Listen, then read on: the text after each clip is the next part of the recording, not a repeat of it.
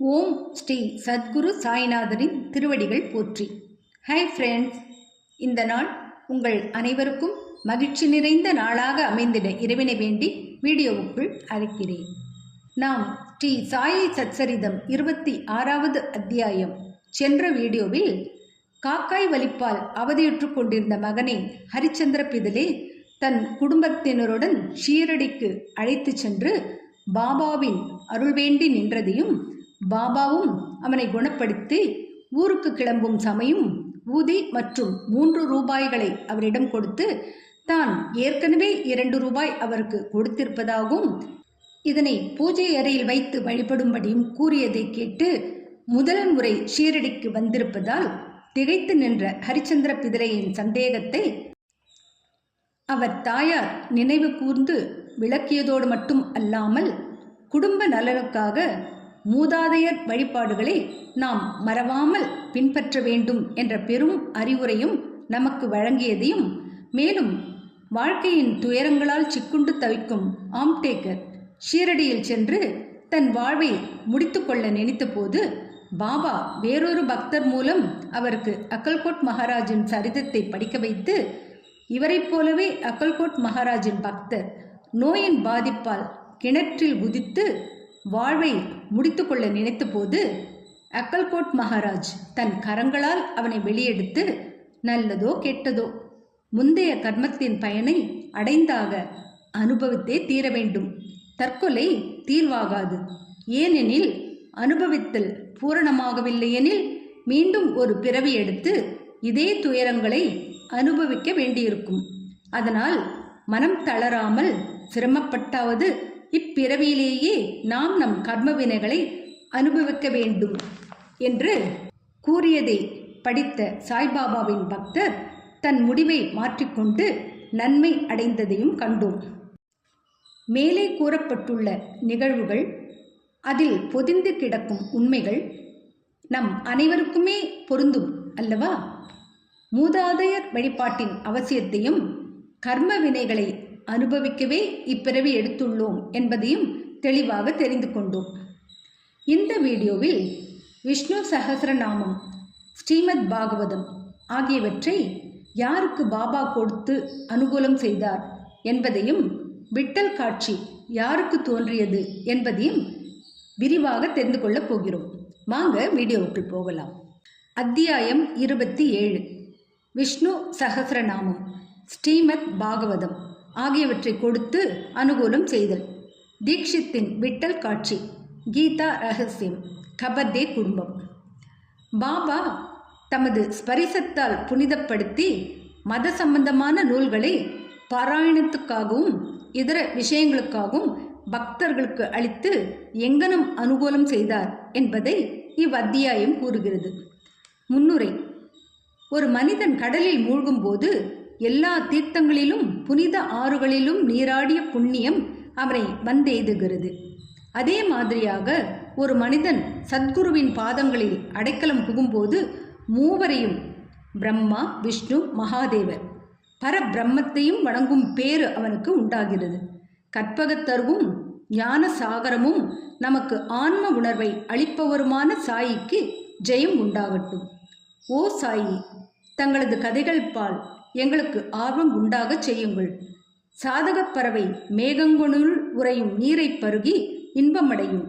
இதை கற்போரும் கேட்போரும் அதே மனநிறைவு பாங்கில் இவைகளை ஆர்வத்துடன் பருகட்டும்.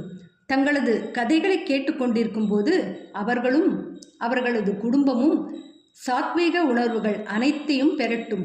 அதாவது மனம் உருகி கண்களில் நீர் நிறைய அவர்கள் மூச்சு ஒரே சீராக அமைந்து அவர்கள் மனம் அமைதியடைந்து மயிர்கூச்செறிந்து அழுது தேம்பி உடல் குலுங்கட்டும்.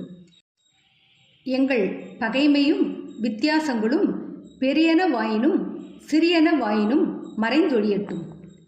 இவைகள் எல்லாம் நடந்தால் குருவின் கிருபை அவன் மீது மலர்ந்திருக்கிறது என்பது பொருள். இத்தகைய உணர்வுகள் உன்பால் எழும்போது குரு மிக மிக மகிழ்கிறார். ஆத்ம உணர்வு என்னும் லட்சியத்தில் உனக்கு நிச்சயமாக வழிகாட்டுவார். பாபாவிடம் முழுமையான இதயபூர்வமான சரணாகதி எய்துதலே மாயையின் பிடிகளிலிருந்து விடுபடுவதற்கு மிகச்சிறந்த வழியாகும். மாயைக்கு அப்பால் வேதங்களால் உன்னை எடுத்துச் செல்ல முடியாது. சத்குரு ஒருவரே அங்கனம் செய்ய முடியும். பரம்பொருளை எல்லா ஜீவராசிகளிடமும் காண முடியும். புனிதமாக்கப்பட்ட நூலை அளித்தல். பாபா உபதேசம் அளிக்கும் பல முறைகளை முந்தைய அத்தியாயங்களில் நாம் முன்னரே கண்டிருக்கிறோம். அவற்றில் ஒரு முறையை இங்கு காண்போம். தாங்கள் சிறப்பாக பாராயணம் செய்ய விரும்பிய சில மத சம்பந்தமான நூல்களை பாபாவிடம் எடுத்துச் சென்று அவரது திருக்கரங்கள் பட்டு புனிதம் ஆக்கப்பட்ட பின் அவைகளை திரும்ப பெற்றுக்கொள்வது சிலரின் வழக்கமாக இருந்து வந்தது. அத்தகைய நூல்களை அவர்கள் தினந்தோறும் படிக்கும்போது பாபா அவர்களுடன் இருப்பதாக உணர்ந்தனர். ஒருமுறை காக்கா மகாஜனி ஏக்நாத் பாகவம் புத்தகம் ஒன்றுடன் ஷீரடிக்கு வந்தார். ஷாமா இந்நூலை படிப்பதற்காக மசூதிக்கு எடுத்துச் சென்றார். பாபா அதை அவரிடமிருந்து வாங்கி இங்கும் அங்குமாக சில பக்கங்களை புரட்டிவிட்டு ஷாமாவிடம் திரும்ப அளித்து, இதை நீ வைத்துக்கொள் என்றார். ஷாமா, அது காக்காவுடையது, அவருக்கு அதை திரும்ப கொடுத்துவிட வேண்டும் என்று கூற, பாபா, இல்லை இல்லை, நான் அதை உனக்கு அளித்ததால் நன்மைக்காக உன்னிடமே வைத்துக்கொள், உனக்கு அது பயன்படும் என்றார். இவ்விதமாக பல நூல்கள் ஷாமாவிடம் ஒப்படைக்கப்பட்டன. காக்கா இன்னும் சில நாட்களில் மற்றொரு பாகவதத்துடன் வந்து அதை பாபாவின் கரங்களில் அளித்தார். பாபா அவருக்கு அதை பிரசாதமாக திரும்ப அளித்து அதை நன்றாக பாதுகாக்கும்படியும் அது அவரை நல்ல நிலையில் வைத்திருக்கும் என்றும் கூறினார். காக்காவும் அதை வணக்கத்துடன் பெற்றுக்கொண்டார். ஷாமாவும் விஷ்ணு சஹஸ்ரநாமமும். ஷாமா பாபாவின் மிக நெருங்கிய பக்தர். விஷ்ணு சஹஸ்ரநாமத்தின் ஒரு பிரதியை பிரசாதமாக அவருக்கு அளிப்பதன் மூலம் பாபா அவருக்கு அருள் செய்ய விரும்பினார். ஒரு முறை ஒரு ராம்தாசி பக்தர் ஷீரடிக்கு வந்து அங்கு சில காலம் இருந்தார். அவர் தினந்தோறும் பின்பற்றிய ஒழுங்குமுறை கீழ்வருமாறு. அதிகாலையில் அவர் எழுந்திருந்து முகம் கழுவி குளித்துவிட்டு காவி ஆடை முடித்துக்கொண்டு திருநீற்றை உடலில் தரித்து கொண்டு விஷ்ணு சஹஸ்ரநாமம், அத்தியாத்ம ராமாயணம் ஆகிய புனித நூல்களை நம்பிக்கையுடன் படிப்பார். அவர் இவற்றை அடிக்கடி பலமுறை படித்தார். சில நாட்களுக்கு பின்னர் பாபா விஷ்ணு சஹஸ்ரநாமத்தை ஷாமாவுக்கு ஆரம்பித்து வைத்து அவருக்கு அருள் செய்ய நினைத்தார். எனவே ராம்தாசியை தன் அருகில் அழைத்து, நான் தாங்க முடியாத வயிற்று வலியால் அல்லலுறுகிறேன், சூரத்தவாரை, அதாவது மிதமான பேதி மருந்து உட்கொண்டாலன்றி வலி நிற்காது, எனவே கடை வீதிக்கு போய் இம்மருந்தை வாங்கி வா என்றார். பின்னர் தமது யதாஸ்தானத்தில் இருந்து இறங்கி ராம்தாசி படித்து கொண்டிருந்த இடத்துக்கு வந்து விஷ்ணு சஹஸ்ரநாமத்தை எடுத்து தமது இடத்துக்கு வந்து ஷாமாவிடம், ஓ ஷாமா, இப்புத்தகம் மிகவும் பயனுள்ளது, பலனுள்ளது, எனவே இதை உனக்கு பரிசளிக்கிறேன். ஒரு முறை நான் தீவிரமாக கஷ்டப்பட்டேன். எனது இதயம் துடிக்கத் தொடங்கி என் உயிர் மிகவும் ஆபத்தான நிலையில் இருந்தது. அத்தகைய தருணத்தில் நான் இந்நூலை எனது மார்போடு வைத்து அணைத்து கொண்டேன். அப்போது அது எத்தகைய ஆறுதலை அளித்தது! அல்லாவே என்னை காப்பாற்ற கீழிறங்கி வந்தார் என்று நினைத்தேன். எனவே இதை உனக்கு கொடுக்கிறேன், மெதுவாக படி. தினந்தோறும் குறைந்தபட்சம் ஒரு நாமத்தையாவது படி, அது உனக்கு நன்மை செய்யும் என்றார். ஷாமா, அது எனக்கு வேண்டாம். அதன் சொந்தக்காரனான ராம்தாசி ஒரு பைத்தியம், பிடிவாதக்காரன், கோபக்காரன், நிச்சயம் என்னுடன் சண்டைக்கு வருவான். மேலும் நான் ஒரு பட்டிக்காட்டான். ஆதலால் எனக்கு இந்நூலில் உள்ள சமஸ்கிருத எழுத்துக்கள் படிக்க தெரியாது. ஷாமா பாபா தமது இச்செய்கையின் மூலம் தன்னை ராம்தாசிக்கு எதிராக கிளப்பி விடுவதாக நினைத்தார். பாபா அவருக்காக என்ன நினைத்தார் என்பதை பற்றிய எண்ணமே அவருக்கு இல்லை. ஷாமா ஒரு பட்டிக்காடாக இருந்த போதும் அவருடைய நெருங்கிய பக்தராகையால் இந்த விஷ்ணு சஹஸ்ரநாமத்தை அவர் கழுத்தில் சூட்டி உலகத் துன்பங்களினின்று அவரை காக்க பாபா எண்ணி இருக்க வேண்டும். கடவுள் நாமத்தின் சக்தி யாவரும் அறிந்ததே. அது நம்மை எல்லா பாவங்களினின்றும் காப்பாற்றி பிறப்பு இறப்பு சூழலினின்றும் நம்மை விடுதலையாக்குகிறது. இதைவிட சுலபமான சாதனம் வேறெதுவும் இல்லை. நம் மனதை மிகச்சிறந்த முறையில் அது தூய்மைப்படுத்துகிறது. அதற்கு எவ்வித சடங்கு முறைகளோ தடையோ கிடையாது. அது அவ்வளவு சுலபம். அவ்வளவு பயனுள்ளது. ஷாமா இந்த சாதனையில் ஆர்வம் கொள்ளாதவராய் இருப்பினும் பாபா இதைத்தான் ஷாமாவை செய்யும்படி விரும்பினார். எனவே பாபா அதை அவர் மேல் திணித்தார். ஏக்நாத் மகாராஜ் இம்மாதிரியாகவே ஒரு ஏழை பிராமணனிடம் விஷ்ணு சகசரநாமத்தை திணித்து அவனை காப்பாற்றினார் என்று வெகு நாட்களுக்கு முன்பே கூறப்பட்டிருக்கிறது. விஷ்ணு சகசரநாமத்தை பாராயணம் செய்வதும் மனதை தூய்மைப்படுத்துகின்ற திறந்த அகலமான வழியாகும். எனவே தான் பாபா இதை ஷாமாவிடம் திணித்தார். ராம்தாசி சூரத் தாவாரை விதைகளுடன் உடனே திரும்பினார். அங்கிருந்த அண்ணா சிஞ்சனீக்கர் நார்தர் வேலை செய்ய விரும்பி நடந்ததையெல்லாம் அவரிடம் உரைத்தார். ராம்தாசி உடனே கோபத்தால் குதித்தார். தனது முழு வெறியுடன் ஷாமாவிடம் இறங்கி வந்தார். தனக்கு வயிற்று வலி என்ற பேரில் மருந்து வாங்கி வர அவரை அனுப்பும்படி பாபாவை தூண்டிவிட்டது ஷாமாதான் என்றும் இவ்வாறாக அவரது புத்தகத்தை எடுத்துக்கொண்டார் என்றும் கூறினார். ஷாமாவை அவர் திட்டவும் செய்து அவர் புத்தகத்தை திருப்பித் தரவில்லையானால் அவர் முன் தன் மண்டையை உடைத்துக் கொள்ளப் போவதாக கூறினார். ஷாமா அமைதியாக அவருடன் எதிர்த்து பார்த்தார். அது பயனளிக்கவில்லை. பின் பாபா அன்புடன் அவரை நோக்கி, ஓ ராம்தாசி, என்ன விஷயம்? ஏன் இவ்வளவு கலங்கி போயிருக்கிறாய்? ஷாமா நம் பையன் இல்லையா? வீணாக அவனை ஏன் திட்டுகிறாய்? இவ்வளவு சண்டை போடும் ஆளாக நீ எப்படி இருக்கிறாய்? மிருதுவான இனிமையான மொழிகளை பேச உன்னால் முடியாதா? நீ தினந்தோறும் இந்த புனித நூல்களை படிக்கிறாய். எனினும் உன் மனது தூய்மையற்றதாயும் உனது உணர்வுகள் கட்டுப்பாடில்லாமலும் இருக்கின்றன. நீ என்ன ராம்தாசி போ. இவைகள் எல்லாவற்றிலும் நீ பற்றற்று கவனமின்றி இருக்க வேண்டும். இந்த புத்தகத்தை நீ இவ்வளவு அதிகமாக விரும்புவது வியப்பாயில்லை? உண்மையான ராம்தாசிக்கு மமதா, பற்று இருக்கக்கூடாது. ஆனால் சமதா, எல்லோரையும் ஒன்று என பாவிக்கும் பண்பு இருக்க வேண்டும். ஷாமா பையனுடன் ஒரு புத்தகத்துக்காக நீ இவ்வளவு சண்டை செய்து கொண்டிருக்கிறாய். போ, உன் இடத்தில் அமர்ந்து கொள். பணம் கொடுத்தால் ஏராளமான புத்தகங்கள் கிடைக்கும். ஆனால் மனிதர்கள் கிடைக்க மாட்டார்கள். நன்றாக நினைத்து பார்த்து தயவுள்ளவனாய் இரு. உன் புத்தகம் என்ன மதிப்பு பெறும்? ஷாமாவுக்கு அதை பற்றி கவலை இல்லை. நான் தான் அதை எடுத்து அவனிடம் கொடுத்தேன். உனக்கு அது மனப்பாடமாக தெரியும். ஷாமா அதை படித்து பலனடைய வேண்டும் என்று நான் எண்ணினேன். எனவே தான் அதை அவனிடம் கொடுத்தேன் என்றார். பாபாவின் மொழிகள் எவ்வளவு இனிமையாக இருக்கின்றன! அவைகளின் பலன் ஆச்சரியமானது. ராம்தாசி அமைதியானார். ஷாமாவிடம் அதற்கு பதிலாக பஞ்சரத்னி கீதை ஒன்று எடுத்துக்கொள்வதாக கூறினார். ஷாமா அதிக சந்தோஷமடைந்து, ஒன்று ஏன், பதிலாக உனக்கு 10 பிரதிகள் தருகிறேன் என்று கூறினார். முடிவாக இவ்விஷயம் சமாதானத்துக்கு வந்தது. எந்த கடவுளை அறிய வேண்டும் என்று அவர் கவலைப்பட்டது கிடையாதோ அவரை பற்றிய விஷயங்கள் அடங்கியுள்ள பஞ்சரத்னி கீதையை ராம்தாசி கேட்டது ஏன்? தினந்தோறும் மசூதியில் பாபாவின் மத புத்தகங்களை படித்த ராம்தாசி ஷாமாவிடம் அவர் முன்னிலையிலேயே சண்டை செய்வானேன் என்ற கேள்விகளையெல்லாம் கருதுங்கால் பழியை யாரிடம் ஒதுக்குவது என்பதையும் யாரை திட்டுவது என்பதையும் நாம் அறியோம். இந்நிகழ்ச்சி நடந்திராவிட்டால் ஈஸ்வர நாமத்தின் மகிமை, விஷ்ணு சகசரநாம பாராயணம் ஆகிய விஷயங்களெல்லாம் ஷாமாவின் அறிவிற்கு எட்டியிருக்காது என்பதை மட்டும் நாம் அறிவோம்.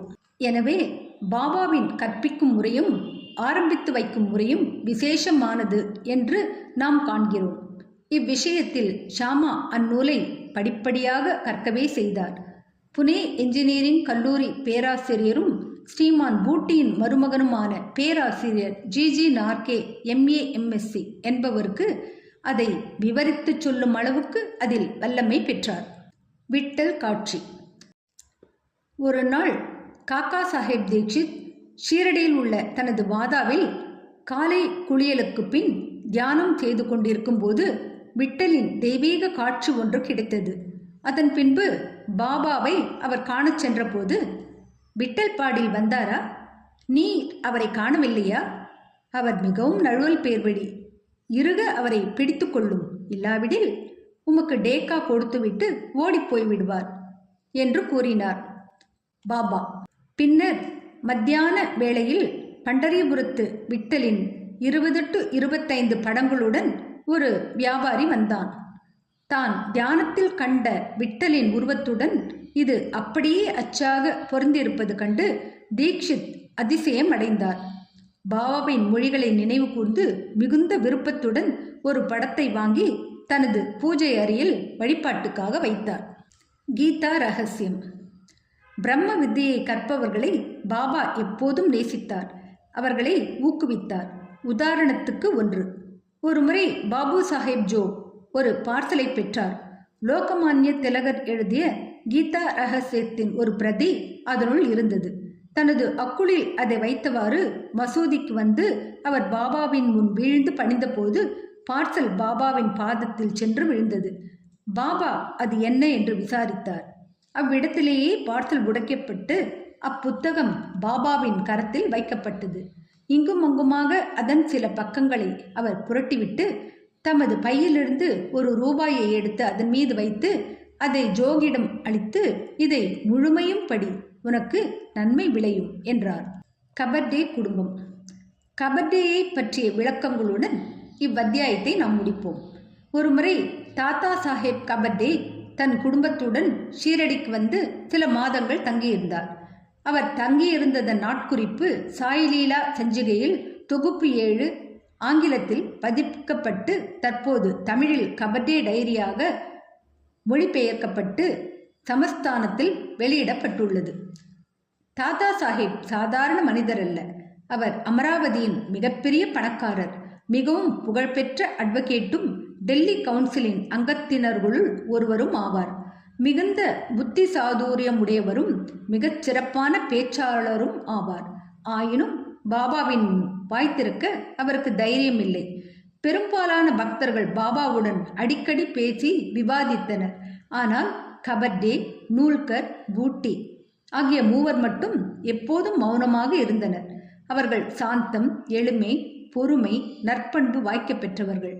தாதா சாஹேப் மற்றவர்களுக்கு பஞ்சதசியை, புகழ்பெற்ற வித்யாரண்யரால் இயற்றப்பெற்ற அத்வைத தத்துவத்தை பற்றிய பிரசித்தமான சமஸ்கிருத நூல் படித்து விளக்கம் செய்யும் வல்லமை உடையவர். அவர் மசூதிக்கு பாபாவின் வந்த பிறகு ஒரு வார்த்தை கூட பேச மாட்டார். வேதங்களில் கூட ஒருவன் எவ்வளவுதான் கற்று தேறி இருப்பினும் பிரம்மத்தை அறிந்தவன் முன் உண்மையிலேயே மங்கிவிடுகிறான். ஆன்ம அறிவின் முன் கல்வி பிரகாசிக்க முடியாது. தாத்தா சாஹேப் 4 மாதங்கள் தங்கியிருந்தாள். ஆனால் அவர் மனைவியோ 7 மாதங்கள் தங்கியிருந்தாள். இருவரும் தங்களின் ஷீரடி வாசத்தை பற்றி மிகவும் மகிழ்ச்சி அடைந்தனர். திருமதி கபர்டே பாபாவின் பால் விசுவாசம், பக்தி, ஆழ்ந்த அன்பு இவைகளை கொண்டிருந்தாள். ஒவ்வொரு மதியமும் மசூதிக்கு அவளே பாபாவுக்கு நைவேத்தியத்தை எடுத்து வருவாள். அது பாபாவால் ஏற்றுக்கொள்ளப்பட்ட பின்புதான் அவள் உண்ணச் செல்வாள். அவளது நிதானமான உறுதியான பக்தியை மற்றவர்களுக்கு காட்ட பாபா விரும்பினார். ஒரு நாள் அவள் சன்சா, கோதுமை பலகாரம், பூரி, சாதம், சூப், சர்க்கரை பொங்கல், வற்றல் இவைகளுடன் மசூதிக்கு வந்தாள். வழக்கமாக மணிக்கணக்கில் காக்கும் பாபா உடனே எழுந்திருந்து தனது சாப்பாட்டு இடத்துக்கு சென்று பாத்திரத்தின் மூடியை எடுத்துவிட்டு ஊக்கத்துடன் அவைகளை உண்ணத் தொடங்கினார். ஷாமா, ஏன் இந்த பாரபட்சம்? மற்றவர்களின் உணவை வீசி எறிந்துவிட்டு அவைகளை கண்ணெடுத்தும் பார்ப்பதற்கும் கவலை கொள்ளாமல் இருக்கிறீர்கள். ஆனால் இதையோ தாங்களே ஊக்கத்துடன் வாங்குகிறீர்கள். இதற்கு நியாயம் செய்யுங்கள். இப்பெண்மணியின் பலகாரங்கள் மட்டும் ஏன் அவ்வளவு இனிமையாக இருக்கின்றன? இது எங்களுக்கெல்லாம் ஒரு பிரச்சனையாக இருக்கிறது என்றார். பாபா, உண்மையிலேயே இவ்வுணவு அசாதாரணமானதுதான். முந்தைய பிறவியில் இவள் ஒரு வியாபாரியின் கொழுத்த பசுவாக அதிக பால் கொடுத்து வந்தாள். பின்னர் அவள் மறைந்து ஒரு தோட்டக்காரன் குடும்பத்திலும் பின்னர் சத்திரிய குடும்பம் ஒன்றிலும் பிறந்து ஒரு வணிகனை திருமணம் செய்து கொண்டாள். பின்னர் ஒரு பிராமண குடும்பத்தில் பிறந்தாள். மிக நீண்ட காலத்திற்கு பின் நான் அவளை காண்கிறேன். அவளது பாத்திரத்திலிருந்து சில அன்பு கவளங்களை நான் உண்பேன். இவ்வாறு கூறிக்கொண்டே அவளது பலகாத்துக்குரிய முழு தீர்ப்பையும் வழங்கி தமது வாய், கை முதலியவற்றை கழுவிக்கொண்டு மன நிறைவின் அறிகுறியாக ஏப்பம் விட்டு தமது இருக்கையில் அமர்ந்தார். பின்னர் அவள் வணங்கி அவர் கால்களை பிடித்துவிடத் தொடங்கினாள். பாபா அவளுடன் பேசத் தொடங்கி தம் கால்களை பிடித்துவிட்டு கொண்டிருந்த அவளது கையை ஆதரவாக பிடித்துவிடத் தொடங்கினார். இந்த பரஸ்பர சேவையை கண்டுவிட்டு ஷாமா வேடிக்கை செய்ய ஆரம்பித்தார். இது நன்றாக இருக்கிறது. கடவுளும் பக்தையும் ஒருவருக்கொருவர் சேவை செய்து கொள்வதை காண்பது அற்புதமான காட்சியாகும் என்றார். அவளது விசுவாசமான சேவையை கண்டு பாபா அவளை மெதுவான மிருதுவான அற்புதமான குரலில் ராஜாராமா ராஜாராமா என்று அப்போதிலிருந்து எப்போதும் ஸ்மரிக்கும்படியாக கூறி, இதை நீ செய்து வந்தால் உனது வாழ்க்கையின் நோக்கத்தை எய்துவாய், உனது மனம் சாந்தி பெற்று பெருமளவு நீ பயனடைவாய் என்றார். ஆன்மீக விஷயங்களை பற்றி பழக்கமில்லாதவர்களுக்கு இது ஒரு சாதாரண விஷயமாக தோன்றும். உண்மையில் அது அவ்வாறில்லை. சக்தி பாத் என்றழைக்கப்படும் குருவின் சக்தியை சீடனுக்கு மாற்றிவிடுவதாகும். பாபாவின் மொழிகள் எவ்வளவு வல்லமை வாய்ந்தவைகளாகவும் பயனுள்ளவையாகவும் இருக்கின்றன. ஒரே வினாடியில் அவைகள் அவளது உள்ளத்தை துளைத்து அங்கே இடம் பிடித்து கொண்டன. குருவுக்கும் சீடனுக்கும் இருக்க வேண்டிய உறவுத்தன்மையை பற்றி இந்நிகழ்ச்சி நமக்கு விளக்குகிறது. இருவரும் ஒருவருக்கொருவர் அன்பு கூர்ந்து சேவை செய்ய வேண்டும். அவர்களிடையே எவ்வித பாகுபாடும் வித்தியாசமும் இல்லை. இருவரும் ஒருவரே. ஒருவரில்லாமல் மற்றவர் வாழ முடியாது. சீடன் குருவின் பாதங்களில் தனது தலையை வைப்பது புறத்தோற்றமே. உண்மையில் அந்தரங்கமாக அவர்கள் ஒன்றேயாம். அவர்களிடையே எவ்வித பாகுபாட்டையும் காண்பவன் இன்னும் பக்குவம் அடையாதவன், ஒழுங்கற்றவன். ஸ்ரீ சாயியை பணிக. அனைவருக்கும் சாந்தி நிலவட்டும். அடுத்த அத்தியாயத்தில் ஷீரடிக்கு இழுக்கப்பட்ட சிட்டுக்குருவிகளை பற்றித்தான் தெரிந்து கொள்ளப் போகிறோம். என்ன ஃப்ரெண்ட்ஸ், இந்த வீடியோ பிடிச்சிருந்தால் லைக் பண்ணுங்கள், ஷேர் பண்ணுங்கள், சேனலை சப்ஸ்கிரைப் பண்ணுங்கள். எனக்கு இதுவரை சப்ஸ்கிரைப் பண்ணியுள்ள அனைவருக்கும் என்னுடைய மனமார்ந்த நன்றிகள். மீண்டும் அடுத்த வீடியோவில் சந்திக்கும் வரை உங்கள் அனைவருக்கும் நன்றி கூறி விடைபெறுகிறேன். வணக்கம்.